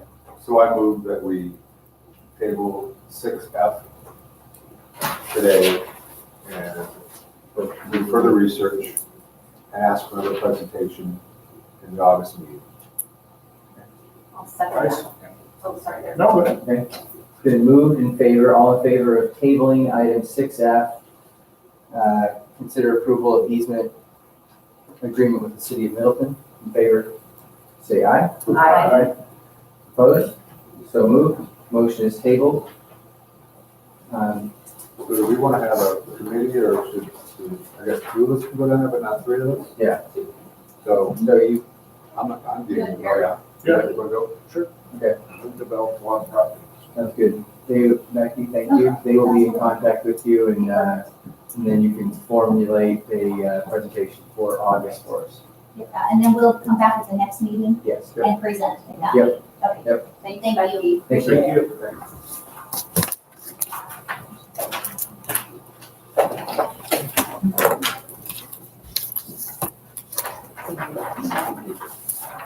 Yeah, just a minute.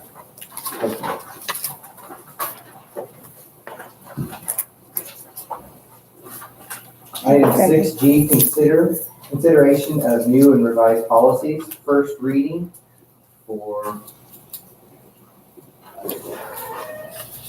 9 policies.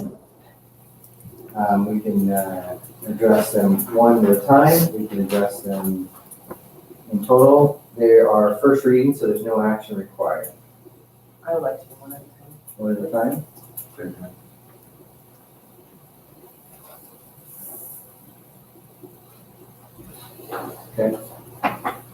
First reading for Advanced Opportunities Revision, policy number 2435.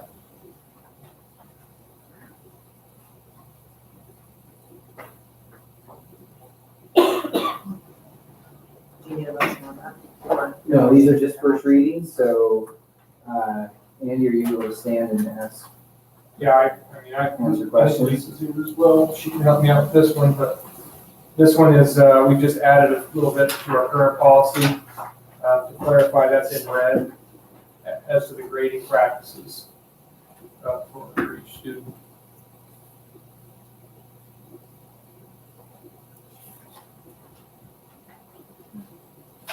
Any questions from the board on policy 2435? So what's the reason, Andy? What is there, is it a different grading purpose or is there?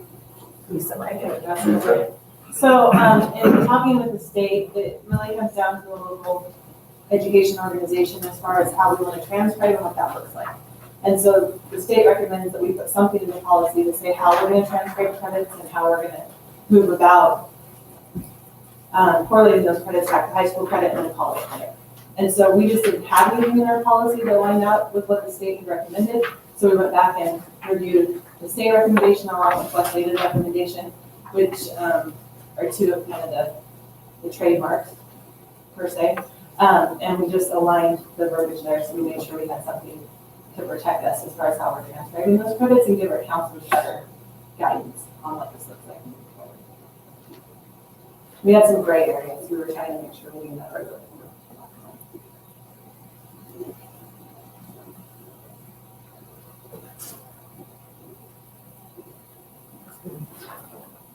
Any more discussion, questions?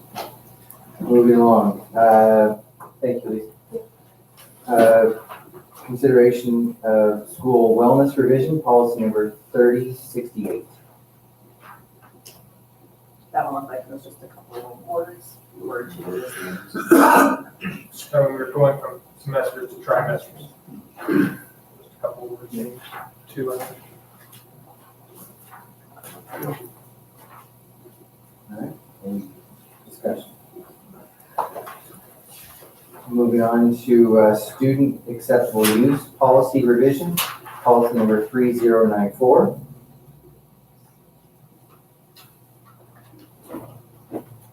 Looks like this one got hit heavy with the red pen. So if I'm understanding this right, we're taking out our previous one and the new one, where did it originally come?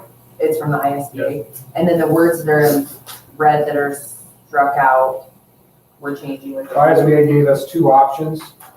Option one was, we elected to go with option two, so option one was The red, struck out. okay. And then the blue is more to fit some of the district needs, specifically the district.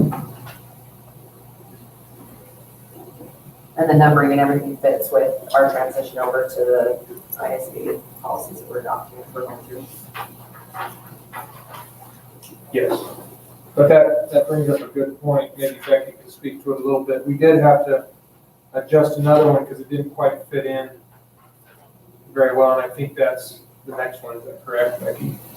Yeah, student Yeah. acceptable, student acceptable use policy. That one looked like, With the 5,000 or am I? Option one or two? I'm just talking about the policy number. Oh. Yeah, We're trying to make our policy numbers Yeah, flow yeah. closer to the date, they're easier to find. Yep. So this one fits in the student section. This was also found in the personnel it was, section. right. There's another reason that we struck it. The old one.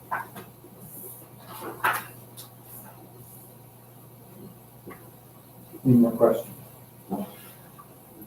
Next item for discussion. Aaron's policy number 5000.3. Was that just a sequence change? To get to fit the policies out? Yes. Remember me to change. So that's right. Yeah, that was the one.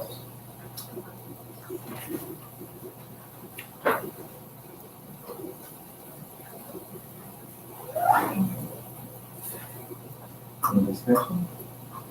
Next policy up for review, extra duty assignment for advisors, coaches. Policy 5057.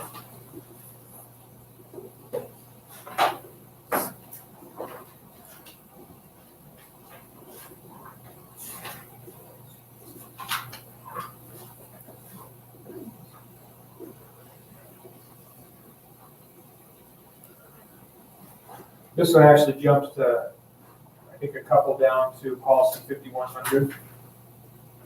To just have an overall hiring process criteria as part of our policy. We're across the board hiring.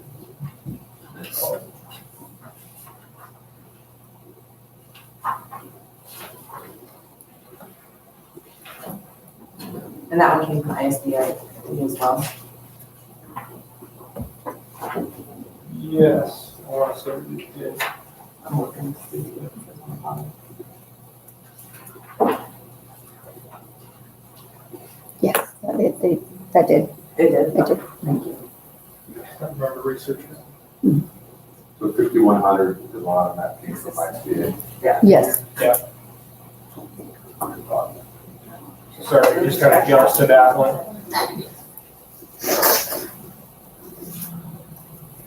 Any more discussion? Moving along. Next item, employee acceptable use revision 5090.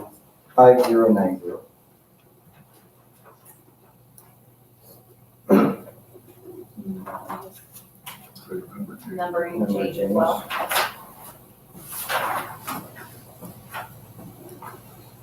We added, I believe we added to that. Employee social media policy. No, that one was. Oh, that's okay. 5095. 5090. Okay. Never mind. 59 is just a number change. Yeah. Okay. Any more questions? Moving along, item number 5090.5. And I do have a signed-in visitor to speak on the topic. Stephanie Boyne, if you would like to address us at this point, you have 3 minutes.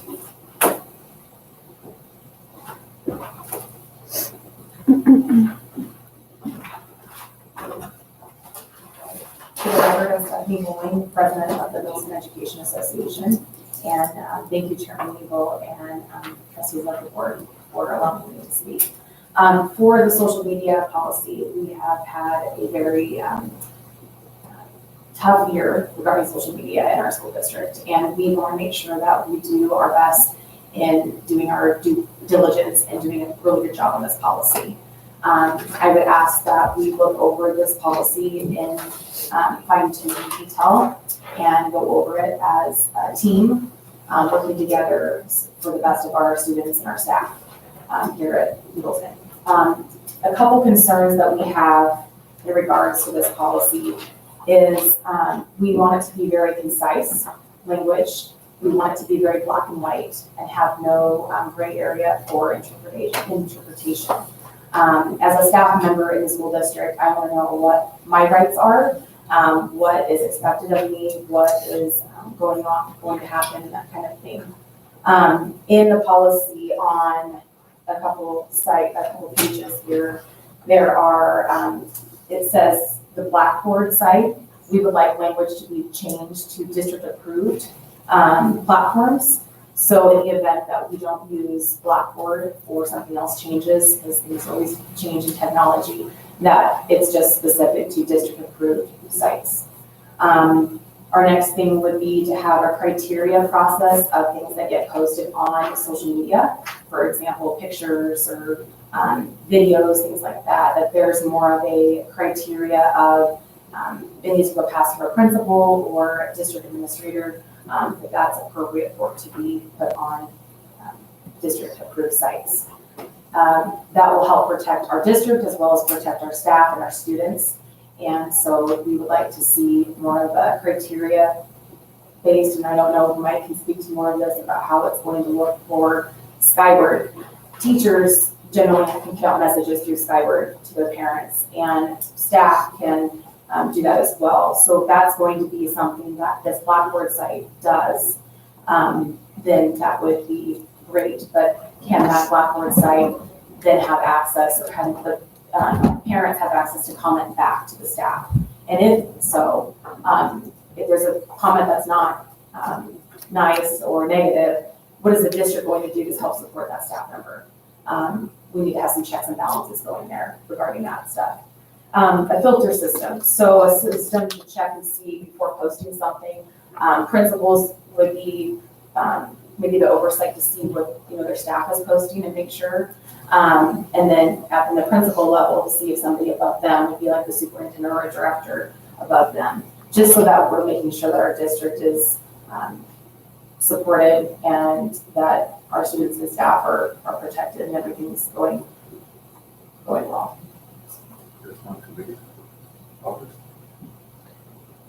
Thank you, Stephanie. Do Appreciate you it. have any questions for me?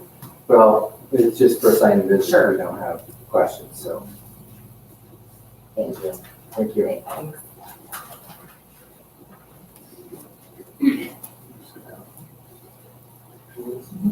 Well, I think, so we've been working on this since January, January, right?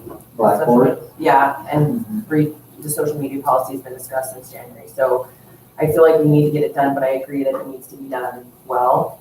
I think right now is a hard time to get it done just because there's not contracts and stuff, but I also feel like it just keeps getting pushed on the back burner. And I would be in favor of putting together a team of, if there's a principal and an MEA and a board member, or just a 5-6 member team, a handful of people to just nail down those concerns. I feel like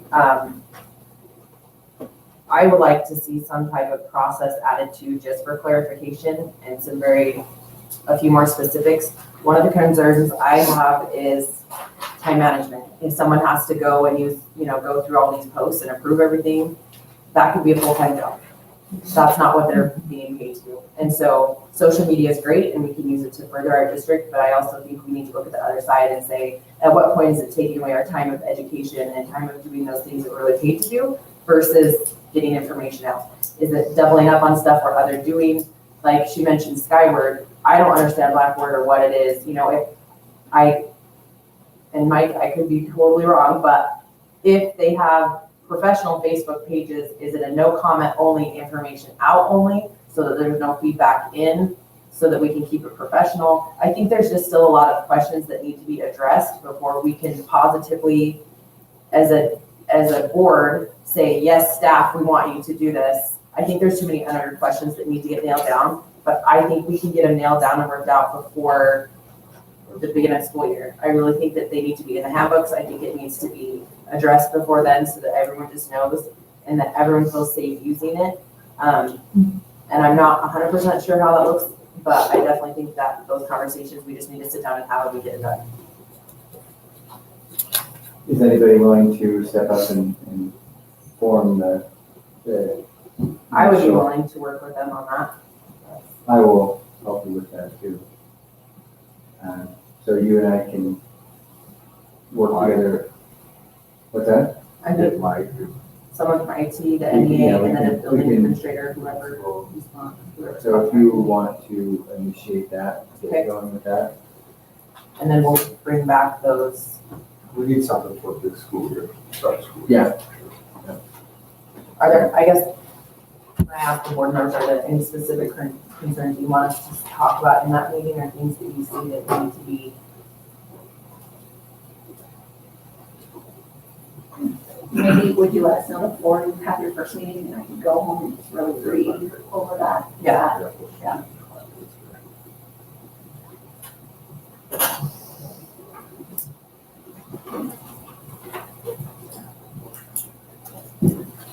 Any other questions on policy 5090? Moving along, next item, social media acceptable use policy for students and parents. Remove policy number 5090.6. And this is just a removal. Yeah, that's in personnel, we moved it to student. Okay.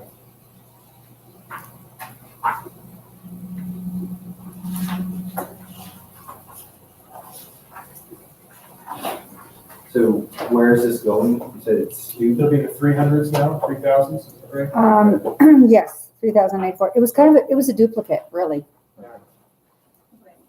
Okay, so what is it gonna be? Sorry, 3,000? It was, yeah. I think it was the first one. 3094. Oh, okay. There's a revision. So Yes, it's the okay. third bullet. Okay, thanks. Any questions? Moving along, next policy, hiring process and criteria. Policy number 5100 That's the state board. Yeah, there we go. from the ISB. Any questions? Okay.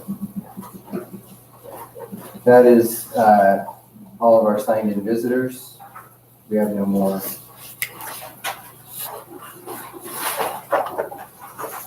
Motion to adjourn? I'll second. Been moved and seconded. Any discussion? Okay. All in favor, say aye. Aye. Aye, so moved. We are now adjourned. You can read through this policy and see something, let me know.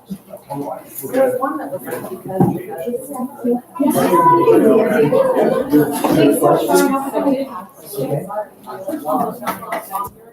We wanted to come down one of those dates, right, Becky? Yes, please, the 22nd, for a time.